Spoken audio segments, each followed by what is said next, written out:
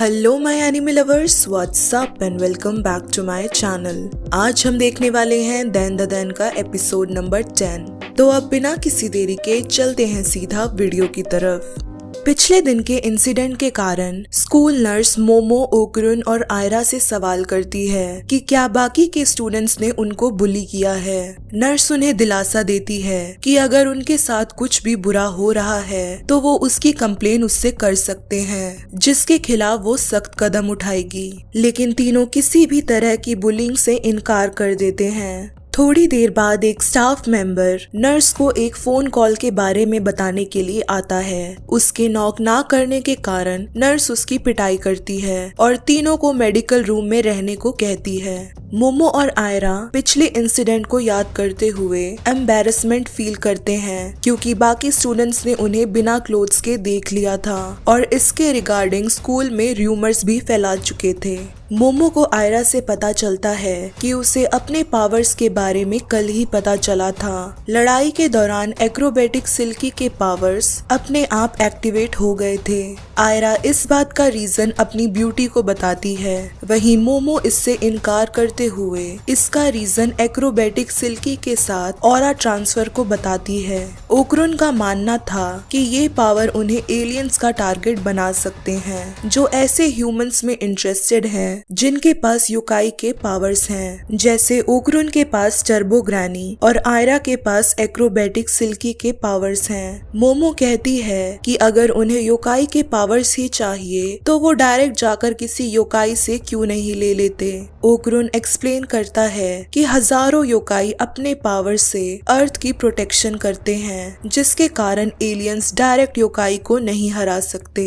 अपने टेक्नोलॉजी की हेल्प से एलियंस बस अर्थ में आ सकते हैं और वो ऐसे लोगों की तलाश में हैं जिनके पास योकाई की पावर्स हों। उन्हीं पावर्स के थ्रू वो अपनी टेक्नोलॉजी एडवांसमेंट करके बाकी के योकाई को हरा के पूरे अर्थ पे कब्जा कर सकते हैं। इस बात के हाई चांसेस हो सकते हैं कि ओकरुन का दूसरा बॉल एलियंस के पास हो, जिसकी वजह से वो उसे अभी तक ढूंढने में नाकाम थे। ओकरुन के इस थ्योरी को समझने के बजाय मोमो और आयरा दोबारा पिछले दिन के इंसिडेंट के बारे में सोचते हुए परेशान होते हैं कि जब वो क्लासरूम में जाएंगे तो बाकी के स्टूडेंट्स को कैसे फेस करेंगे। आयरा डिसाइड करती है कि वो सारा ब्लेम मोमो पर डाल देगी कि उसने ही क्लोथ्स उतारने पर उसे मजबूर किया था। मोमो आयरा की बातों से फेडअप हो चुकी थी, जिसके कारण वो उसे जो मर्जी बोलने को कहती है, बेशक इससे बाकी के लोग उससे नफरत क्यों ना करें। मोमो एक्सक्यूजेस बनाने के झंझट को खत्म करना चाहती थी, जिसके लिए वो बाकी स्टूडेंट्स का हेट सहने के लिए भी तैयार थी। आयरा के फ्रेंड्स मेडिकल रूम में आकर उसे अपने साथ ले जाते हैं और आयरा की इस हालत का जिम्मेदार वो मोमो को बताते हैं। ओकरुन नहीं चाहता था कि कोई भी मोमो को गलत समझे, जिसके लिए वो उन्हें एक्सक्यूज देने को कहता है, लेकिन मोमो किसी भी तरह का एक्सप्लेनेशन देने से मना कर देती है और उस इंसिडेंट के बारे में पूछती है जब ओकरुन और आयरा एक दूसरे के ऊपर लेटे हुए थे। ओकरुन बताता है कि आयरा उसे जबरदस्ती किस करने की कोशिश कर रही थी। उसे दूर हटाने के चक्कर में वो गलती से आयरा के ऊपर गिर गया था और मोमो ने उन्हें ऐसी हालत में देखकर गलत सोच लिया था। मोमो उसके इस एक्सप्लेनेशन पे यकीन नहीं करती और पूछती है कि वो लंच के दौरान उससे झूठ बोलकर प्राइवेट लोकेशन में क्यों था। हेजिटेट करते हुए ओकरुन कहता है कि वो स्ट्रॉन्गर बनने के लिए एक्सरसाइज कर रहा था ताकि मोमो उसे कूल समझे। मोमो इस बात को सुन के उसे चिढ़ाते हुए पूछती है कि वो उसके नजरों में कूल क्यों दिखना चाहता है। ओकरुन के अंदर मोमो के लिए फीलिंग्स थी, जिन्हें छुपाने की कोशिश करते हुए वो एम्बैरस होके अपने क्लासरूम में जाने लगता है और मोमो से कहता है कि वो कल के इंसिडेंट के लिए उस पर ब्लेम नहीं करेगा, जैसा आयरा ने किया था। जाने से पहले मोमो ओकरुन को कुछ कहना चाहती थी, लेकिन तभी उसके दोस्त मीको और मूको वहां आ जाते हैं, जो उन दोनों को हॉल में बिना क्लोथ्स के एक दूसरे को हक करने का रीजन पूछते हैं।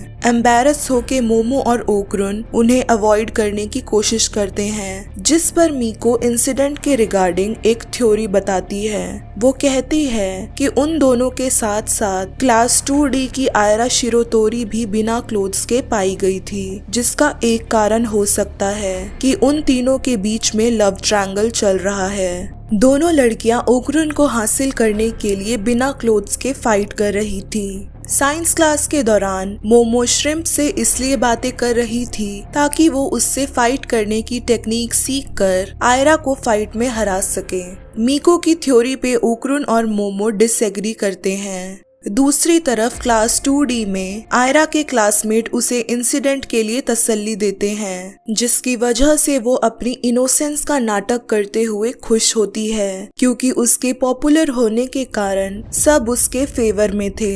लेकिन उसकी ये खुशी तब खत्म हो जाती है जब वो अपने क्लासमेट्स को मोमो के बारे में बुरा बोलते सुनती है। वो मोमो पर आयरा को हैरेस करने का इल्जाम लगाते हैं और उसके पुराने र्यूमर्स का इस्तेमाल करके उसे एक खराब इंसान बोलते हैं। गिल्ट से भरकर आयरा अपने क्लासमेट्स को सच बता देती है कि उसने ही मोमो के बारे में झूठ फैलाया था और उनसे गुजारिश करती है कि वो उसके बारे में बुरा कहना बंद कर दें। इस कन्फेशन के बाद आयरा क्लासरूम से बाहर चली जाती है, जिससे उसके क्लासमेट्स हैरान रह जाते हैं। स्कूल के बाहर अपने कन्फेशन के बारे में सोचकर आयरा रिग्रेट फील करती है। उसकी इस स्टूपिडिटी के कारण अब वो स्कूल में पॉपुलर नहीं रहेगी। आयरा को ऐसे बेंच पर सर मारता हुआ देखकर मोमो उसे एडवाइस देती है कि ऐसा करने से उसे चोट लग सकती है। मोमो उससे पूछती है कि क्या उसका एक्सक्यूज सक्सेसफुल हुआ जो उसने सोचा था। आयरा झूठ बोलते हुए कहती है कि उसका एक्सक्यूज काम कर गया है और उसकी पूरी क्लास अब मोमो से नफरत करती है। लेकिन मोमो उसका ये झूठ पकड़ लेती है, क्योंकि आयरा वहाँ अकेले बैठी थी।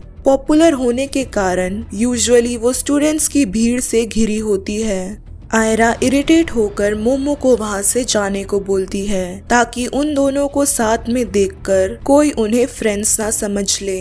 तभी उन्हें वहाँ क्रैब एलियन दिखता है, जो अपने मिशन को कंप्लीट करने के लिए दोबारा आया था। मोमो और आयरा खुद को डिफेंड करने के लिए रेडी हो जाते हैं। वो देखते हैं कि एलियन के ऊपर से वाइट फ्लूइड निकल रहा है, जिससे वो एग्जॉस्ट होकर लड़ाई से पहले ही जमीन पर गिर जाता है। एक सपने में अपने बेटे को रोते हुए देखकर क्रैब एलियन उड़ जाता है और खुद को एक घर में पाता है, जहां मोमो, ओकरुन, नानी और आयरा उसे ऑब्जर्व कर रहे थे। मोमो क्रैब एलियन को दिखाते हुए नानी को इस बात का प्रूफ देती है कि एलियन सच में एग्जिस्ट करते हैं, लेकिन नानी उसके एलियन होने पर शक करती है और उसे एक रिवर स्पिरिट कापा बोलती है। ओकरुन का मानना था कि कापा एक तरह के एलियंस ही होते हैं। आयरा पूछती है कि उन्हें इस चीज का क्या करना है, चिंता जताते हुए कि कहीं वो उन पर फिर से अटैक ना करे।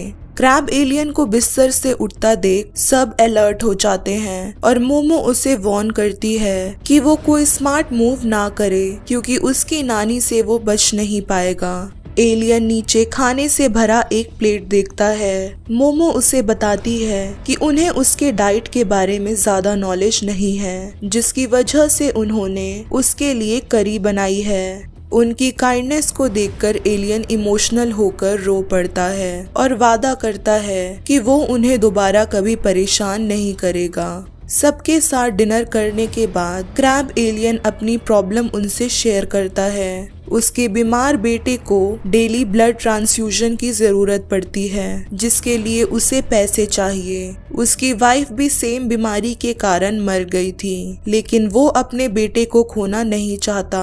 वो खुद भी कमजोर है, जिसकी वजह से कोई कंपनी उसे हायर नहीं करना चाहती। जॉब की कमी के कारण उसे पैसे कमाने के लिए क्रिमिनल्स के लिए काम करना पड़ता है। क्रैब एलियन खुद को एक लूजर बुलाता है, जिसे सुनकर ओकरुन उसे सपोर्ट करने के लिए अपना बॉल बेचने का फैसला करता है। मोमो उसके इस फैसले से अगेंस्ट जाकर उसे समझाती है कि एलियन के बेटे को डेली ब्लड ट्रांसफ्यूजन की जरूरत होती है। बॉल बेचने से कोई फायदा नहीं होगा। एलियन को अपने लिए एक स्टेबल जॉब ढूंढनी चाहिए। फिर भी ओगरुन अपनी मदद करने की इच्छा पर जोर देता है। आयरा भी अपना सपोर्ट दिखाते हुए प्रॉमिस करती है कि बॉल को बेचने के बाद वो उसे वापस लाने में हेल्प करेगी, लेकिन मोमो उसे इस मैटर में इन्वॉल्व होने से मना करती है। ओगरुन के जेनरस ऑफर के बाद भी एलियन उसे मना कर देता है क्योंकि वो उन लोगों पर बर्डन नहीं डालना चाहता था और वो वापस जाने की तैयारी करता है, लेकिन नानी उसे रोक लेती है। उसके ब्लड की सेंट को रिकॉग्नाइज करके उसके लिए मिल्क लेकर आती है, जिसे पीकर वो रियलाइज करता है कि मिल्क उसकी स्पीशीज का ब्लड है। सबको ये बात जानकर हैरानी होती है कि एलियन की इतनी बड़ी प्रॉब्लम का सोल्यूशन बस मिल्क है। नानी सजेस्ट करती है कि वो डेयरी फार्मर को जानती है जिसकी काव से एलियन की सारी दिक्कतें ठीक हो सकती हैं। एलियन अपने शिप पर काव को लेकर जाता है और सबको उसकी मदद के लिए शुक्रिया अदा करता है।